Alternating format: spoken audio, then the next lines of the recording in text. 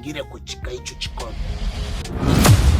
Bana, mara baada ya Chozi kuwa amepitia misukosuko mingi sana pamoja na kukimbiwa na mume wake ama alokuwa mchumba wake mtarajiwa, kwa sababu ndoa tayari ilikuwa ipo katika process za kufungwa lakini ilikuwa haijakamilika. Sasa kitu ambacho kimeendelea ni kwamba Chozi ameendelea kupitia masukosuko na mateso mengi sana. Huenda jina lake lina aksi yanayomkumba, lakini kubwa hasa ni vile ambavyo amefikia uamuzi wa kwenda kwa mganga bwana. Amefikia uamuzi wa kwenda kwa mwenye mkuu.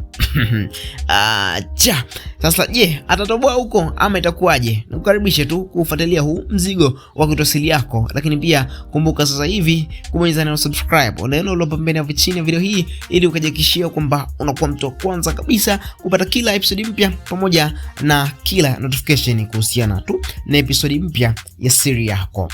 Sasa tunajua kuna marafiki ambao walifika na wakaweza kumshauri na kumpa mawaidha mawili matatu juu ya kile ambacho ameweza kukipitia, lakini marafiki hawa walikuwa wanamnafikia tu, hawana ukweli wote juu ya kile ambacho wanakiongea. Sasa marafiki hawa wawili ndio ambao wamemshauri ama wamemseti aende kwa mganga. Sasa guess what? Kwa mganga itakuwaje?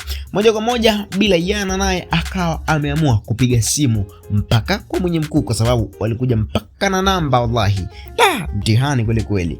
Sasa bwana, masharti aliyopewa ni mazito mno, na asipoangalia yanaweza yakamtoa hata yeye kafara ama kaka yake, kama si mama yake ama mjomba wake.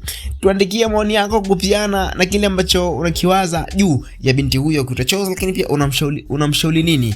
Je, azingatie ushauri wa marafiki zake ama upigi chini afanye mambo yake ama afanye nini? Kwa sababu mtoto huyu ama binti huyu yuko njia panda, na swala la kuachwa njia panda tena siku ya harusi linauma, sikwambie mtu. Yes, vaa viatu vya Chozi na tuandikie maoni yako kupitia comment section ili tuweze kupita nayo katika video ijayo.